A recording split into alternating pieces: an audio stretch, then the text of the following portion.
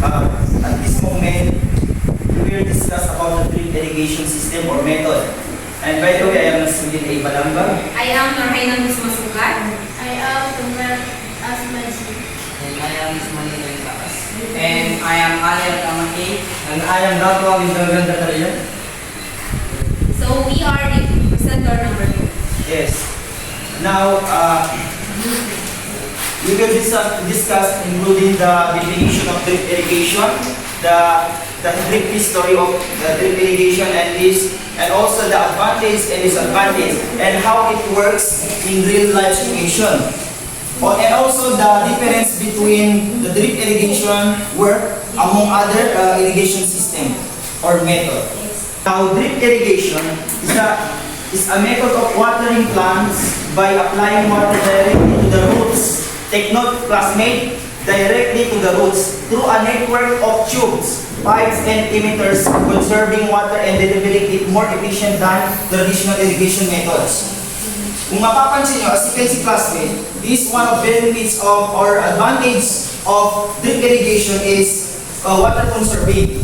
Kung baga, hindi nalulus basta-basta yung mga tubig and nakaka-conserve tayo just because gumagamit tayo ng type of irrigation which is directly to the roots of our plants. And also, this type of irrigation type or method, the drip irrigation is adaptability to the plants na yung mga tumutubo lamang sa soil type. Not in, ito yung isa sa mga disadvantage ng drip irrigation. Hindi siya pwede i-apply into all mga crops. Hindi siya adaptability sa mga iba't ibang crops, which is specific lang siya. Like yung sa mga horticulture, like sa mga vegetables, foods, na yung mga hindi siya perennial, annual. In this picture that shown, yan yung mga patunay na yung drip irrigation is talagang dumidiretso siya nagdidilig into the roots of the plants. At yan yung mga flow niya.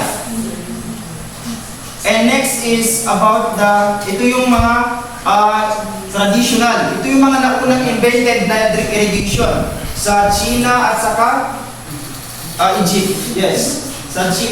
Doon kasi nagsimula ang drip irrigation. And to be discussed by Mr. Alcama.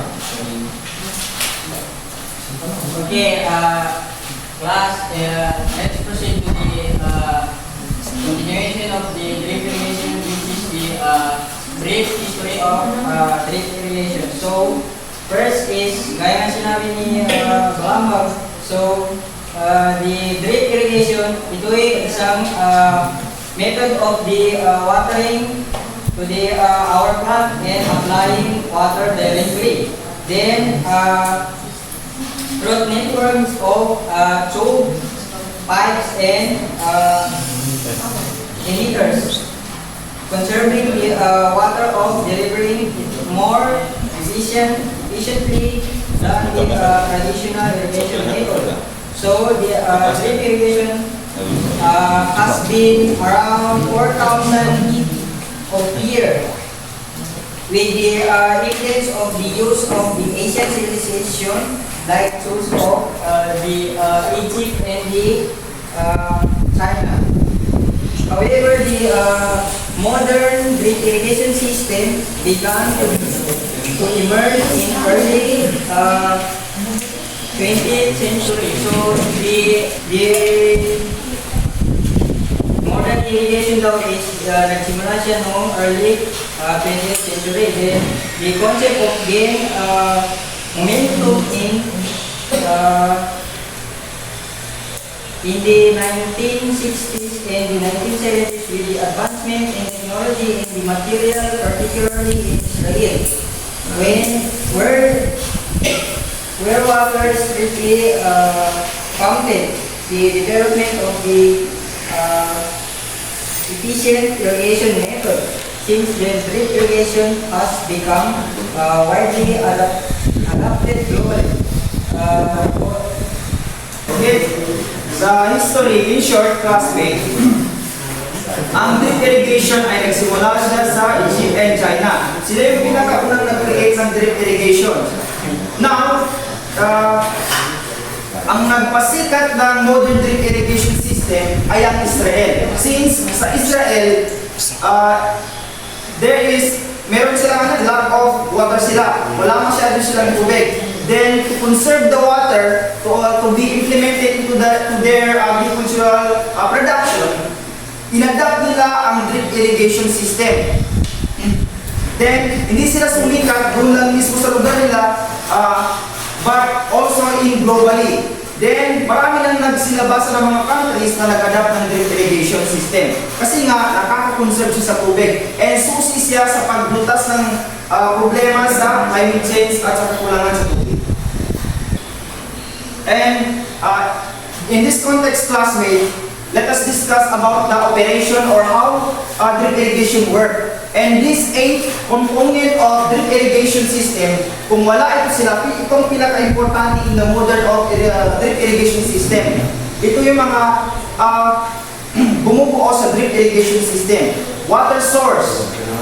Kumbaga, pinagkukunan ng tubig. Siyempre, sa lupa yan siya. And main line, ito na yung mga bumubuo, yung mga pipes. Ang ginagamit ng pipes dito is yung mga pipes na tinatawag na porous pipe. Or, porous pipe. Then, submain and lateral lines. Yun na yung maliliit na hose na nagpo-produce or nagdadala ng tubig doon mismo sa ating mga crops. Emitters and drippers. Yan yung nakikita niyo sa sprayer, yung box sprayer, yung sa ulo niya. Ang tawag doon, kapag nilalagay sa mga pipes or hose, is tinatawag silang drippers or emitters. Kumbaga, doon na yung lumalabas yung mga tubig. Uniform distribution. Ito yung pinaka-kagandahan ng drip irrigation. Uniform siya. Through the use of yung mga ginagamit na tools and pressure regulation. Kumbaga yung flow ng tubig, hindi siya nasasayang. Kumbaga yung isang plant mo, hindi siya viable or yes, yun. Thank you. And filtration. Since yung tubig na ginagamit natin sa drip irrigation ay nagmumula sa lupa, yung kasalukuyan na ngayon na types of irrigation or drip irrigation, kinakailangan natin ng filtration. Kasi pwedeng magdala siya ng mga bato or lupa na nakukuha dun sa tubig natin. And automation. Automation pala. Automation. Ngayon na drip irrigation type system, pwede mo siya iset. Wala na masyadong trabaho sa drip irrigation system. Kasi isiset mo lang yung makina na kapag kulang na yung tangke, yung base ng tangke ng tubig mo, aandar yun. Kasi kukuha naman ang tubig. Then magdidilig siya mismo doon sa mga plants. Which is, ikaw na mismo magsiset ng time kung kailan siya magdidilig doon sa mga plants mo. And take note, hindi siya pwedeng i-apply itong drip irrigation sa malawakang production na agricultural production. Applicable lang siya sa mga mais and horticulture, mga vegetables na type na mga crops. To be more understand, may mga nilagay kami dito na pictures. Ito yun siya. Paano gumagalaw yung drip irrigation system. Siyempre, nanggagaling sa lupa yung tubig natin, then may mga filter, may mga pressure, kasi hindi mapupush yung tubig papunta dun sa mga plants natin kapag wala yun sila. And the main nagtatrabaho is, siyempre, kinakailangan ng current. Kung wala naman, pwede rin generators. May mga bagong models of drip irrigation. Yan yung mga ngayon na drip irrigation system. Ganyan siya. Ito pa yung iba. More on machines yung ginagamit. At saka ito yung pinakabago na ginagamit sa mga gaya nyo sa care channel. As you can see, gumagamit sila ng sprinkle drip irrigation. Kung baga, kuryente lang yung gumagalaw, nagdidilig na yan siya. At Ang kinagandahan pa, pwede ka mag-inject ng fertilizer. Doon sa, may part doon sa makina, doon sa machine na pwede ka mag-inject, maglagay ng fertilizer, then mapupunta na yan mismo doon sa mga plants mo. And let us proceed on type of drip irrigation that will be discussed by Ms. Masukat.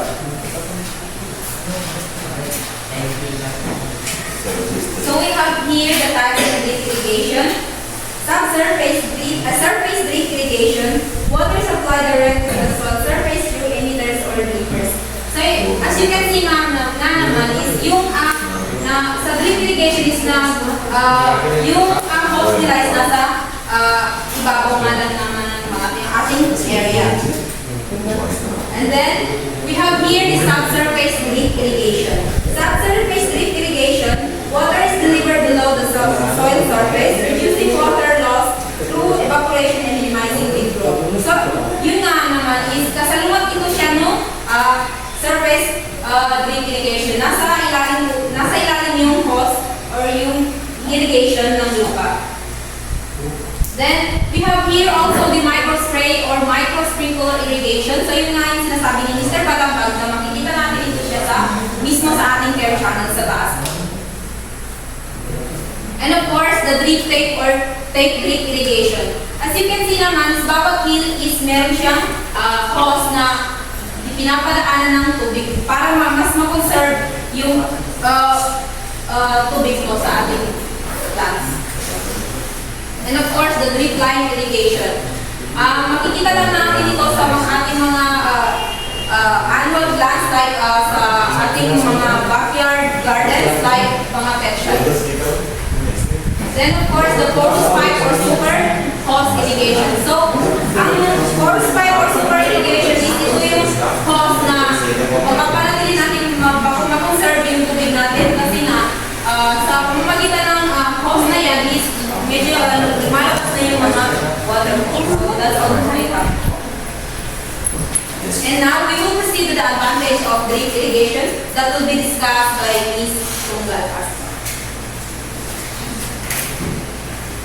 Advantages of drip irrigation.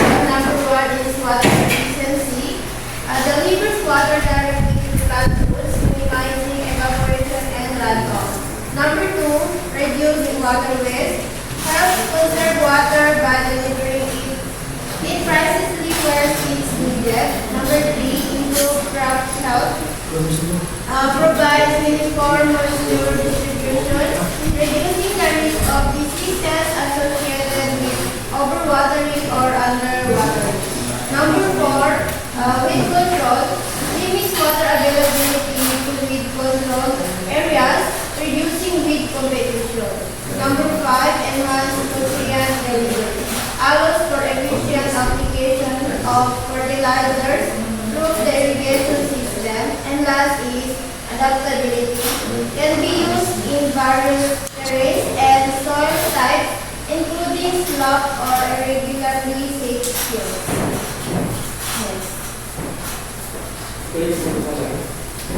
Okay.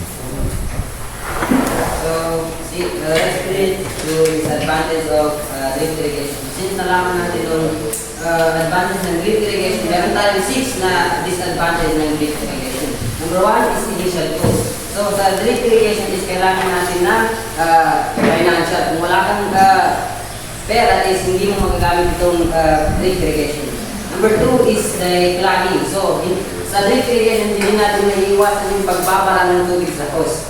So, number 3 is the skill requirements. So, kung wala kang skills about sa drip irrigation, kung hindi mo alam kung paano ba ito siya gamitin is, yun yung mga disadvantage. So, vulnerability to damage. So, in the drip irrigation is, madali po itong masira siya. So, ito po yung mga disadvantage ng drip irrigation. Number 5 is limited coverage. So, itong drip irrigation po is hindi, kagaya ng sinabi ni Balambag, is hindi po pang malawakan itong drip irrigation. Dahil po, limited lang po yung nakaka-coverage ng drip irrigation. So, number 6 is dependency on the power. So, when it comes to electricity is, magastos po itong drip irrigation. So, yun po yung mga disadvantage ng drip irrigation.